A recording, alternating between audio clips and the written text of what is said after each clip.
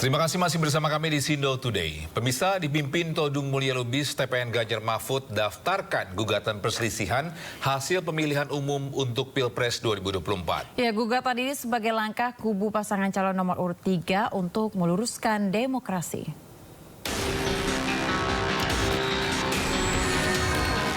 Tim hukum TPN Ganjar Mahfud mengajukan gugatan perselisihan hasil pemilihan umum untuk Pilpres 2024 di Mahkamah Konstitusi. Dalam permohonannya, tim hukum Ganjar Mahfud meminta Mahkamah Konstitusi mendiskualifikasi pasangan calon nomor urut 2 Prabowo Subianto Gibran Rakabuming Raka sebagai pemenang pemilu Presiden 2024. Sudah diungkapkan di media, kami meminta diskualifikasi kepada pasangan paslon 02 yang menurut hemat kami telah didaftarkan dengan melanggar ketentuan hukum dan etika. Dan itu sebetulnya sudah dikonfirmasi oleh MK-MK. Tim pemenangan Ganjar Mahfud juga menuntut diadakannya pemungutan suara ulang tanpa pasangan calon nomor urut 2 Prabowo Subianto dan Gibran Rakabuming Raka. Deputi Hukum TPN Ganjar Mahfud Todung Mulya Lubis menegaskan bahwa pokok masalah pada Pilpres 2024 ialah nepotisme. Tidak ingin itu dilanggar. Nah, kita melihat asal muasal ini semua adalah nepotisme. Sekali lagi saya ucapkan nepotisme yang membuahkan abuse of power, penyalahgunaan kekuasaan yang terkoordinasi. Nah, ini yang menjadi inti dari persoalan kebangsaan dan kenegaraan yang kita hadapi ini. Karena nepotisme itu melahirkan abuse of power yang punya ramifikasi. Sebelumnya, Ganjar Pranowo menyatakan gugatan hasil Pilpres ke MK merupakan benteng terakhir mengawal demokrasi atas dugaan kecurangan pemilu yang masif diungkap publik. Tadi malam, tim Ganjar Mahfud sudah bersepakat. Kalaulah semuanya ini harus diluruskan agar demokrasi bisa berjalan dengan baik, maka benteng terakhirnya adalah Mahkamah Konstitusi. Dan kami sudah menyiapkan tim dari tim hukum untuk kita segera mendaftarkan apakah besok atau Sabtu untuk segera kita menyampaikan seluruh yang ada yang kami persiapkan untuk menjadi pertimbangan hakim konstitusi nantinya. Gugatan terkait perkara Pilpres yang diajukan akan disidangkan pada tanggal 27 Maret dan diputuskan pada 22 April 2024. Pada persidangan nanti, TPN Ganjar Mahfud menyiapkan 30 kuasa hukum, 30 saksi, dan 9 ahli. Dari Jakarta, Disti Arifa, Jaka Samsa, iNews melaporkan. Sementara itu, Partai Persatuan Pembangunan resmi mengajukan perselisihan hasil pemilihan umum atau PHPU DPR RI 2024 ke Mahkamah Konstitusi. Ya, Ketua DPP P3 Ahmad Baidowi pemirsa mengatakan ada selisih suara hasil pemilu di 18 provinsi yang mengakibatkan P3 gagal lolos ke Senayan. Ya, berbeda jauh dengan berbeda sekitar 200.000 lebih, dan itu terjadi tidak hanya di satu partai. Nah, ada pergeseran-pergeseran di bawah itu. Memang ini yang perlu kita telusuri, kenapa bisa terjadi pergeseran-pergeseran. Ya, memang di 2024 ini memang agak brutal kondisi politiknya gitu. Tetapi itulah yang terjadi hari ini. Kita fokus di Mahkamah Konstitusi. Tapi tadi mengajukan gugatan juga sekaligus dilengkapi dengan bukti-bukti pokok. Dan selanjutnya ada waktu 3 kali 24 jam untuk melengkapi bukti-bukti sebagai penguat bahan gugatan kami. Pemirsa, Partai Nasdem juga mengajukan pendaftaran gugatan sengketa hasil pemilihan legislatif 2024 ke Mahkamah Konstitusi meski telah lolos ke Senayan.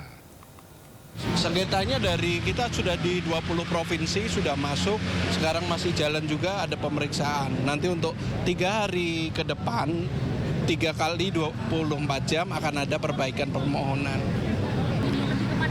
Yang pertama pasti perselisihan hasil pemilu yang berpengaruh kepada kursi Partai Nasdem. Jadi ada di beberapa tempat itu Nasdem dihilangkan suaranya hingga kursinya ikut hilang seperti itu.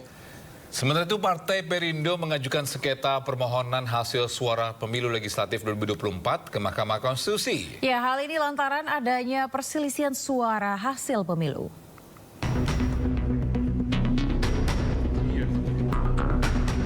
Partai Perindo mengajukan permohonan gugatan perselisihan hasil pemilihan umum terkait adanya selisih suara dan penggunaan hak suara lebih dari 1 kali ke Mahkamah Konstitusi.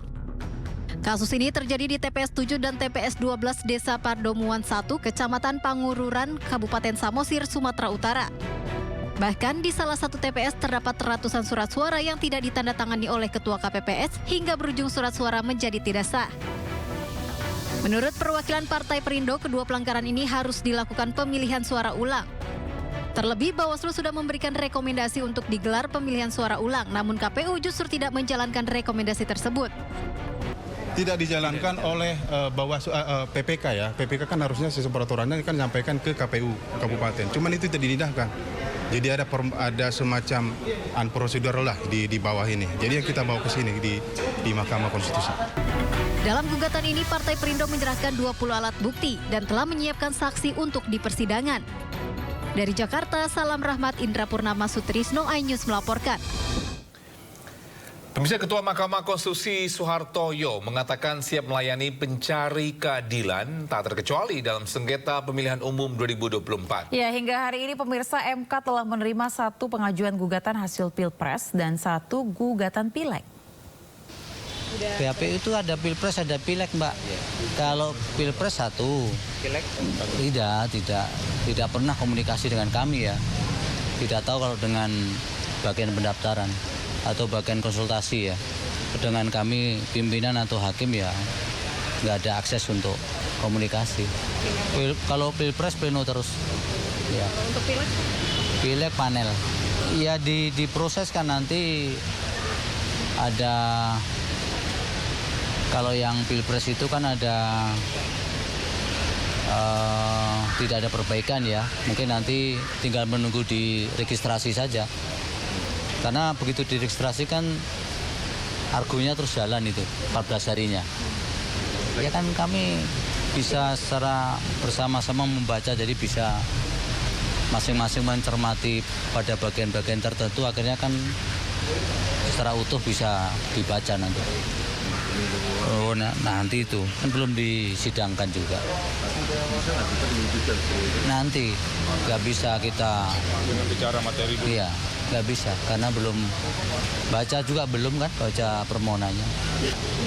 Nggak mau ngimbau karena kita ini kan badan peradilan yang nggak boleh terlalu aktif toh, Mbak. Orang mau datang mau mencari keadilan ke sini ya silakan. Kalau tidak ya kemudian tidak perlu menghimbau.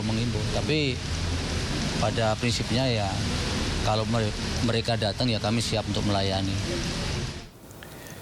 Kita ke informasi selanjutnya, calon Presiden Prabowo Subianto yang telah dinyatakan unggul dalam Pilpres 2024 menemui Ketua Umum Partai Nasdem Surya Paloh di Nasdem Tower. Ya, dalam pertemuannya pemirsa, Prabowo menegaskan bahwa persaingan telah selesai dan saatnya bekerja sama bahu-membahu membangun bangsa.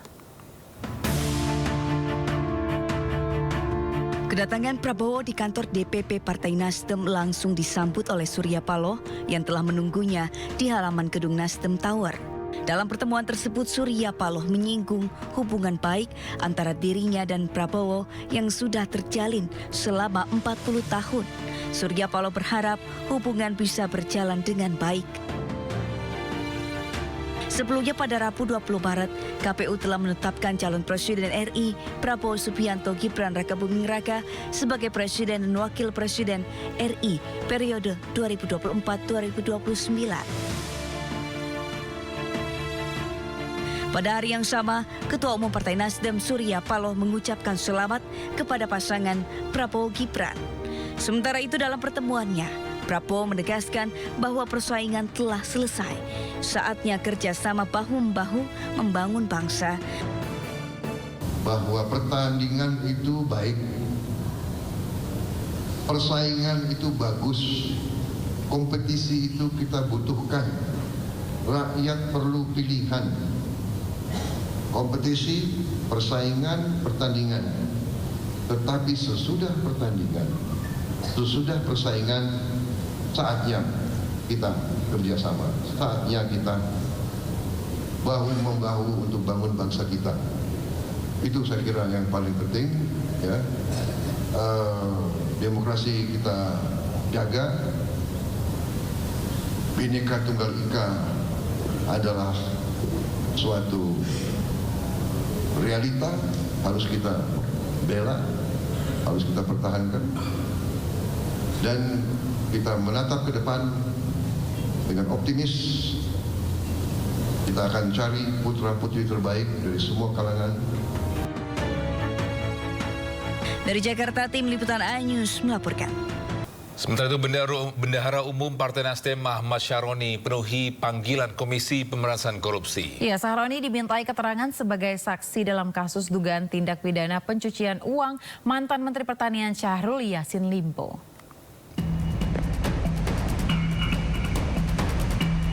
Ahmad Syaroni tiba pada pukul 9.30 pagi di gedung KPK. Sebelumnya Syaroni diagendakan diperiksa pada Jumat 8 Maret lalu, namun ia meminta penjadwalan ulang. Partai Nasdem sebelumnya disebut menerima aliran uang dari SYL sebesar 40 juta rupiah. Menurut Syaroni, uang tersebut untuk sumbangan bencana alam di Cianjur.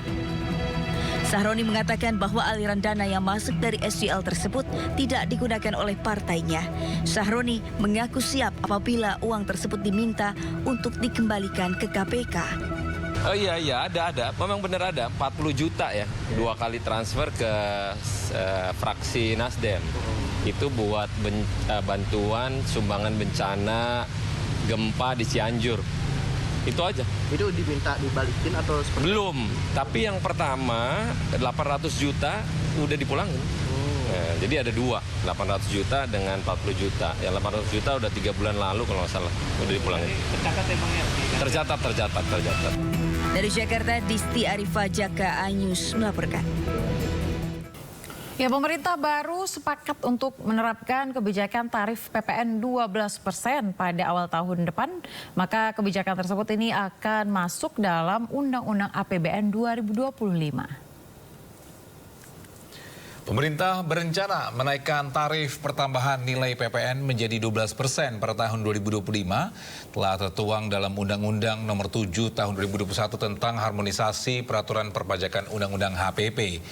Menteri Koordinator Bidang Perekonomian Erlangga ini menyampaikan keputusan kenaikan PPN 11% menjadi 12% pada tahun 2025 akan menyesuaikan keputusan pemerintah yang baru terpilih, yakni pasangan Capres dan Cawapres Prabowo Subianto, Gibran Rakabuming Raka. Pemberlakuan tarif PPN 12% ini akan memberatkan bagi masyarakat menengah ke bawah seiring dengan kenaikannya harga bahan-bahan pokok. Mengacu pada Undang-Undang Nomor 42 Tahun 2009 mengenai PPN, di mana kebutuhan pokok seperti beras, jagung, garam, kedelai, daging, telur, susu, sayur hingga buah-buahan tidak terdampak PPN.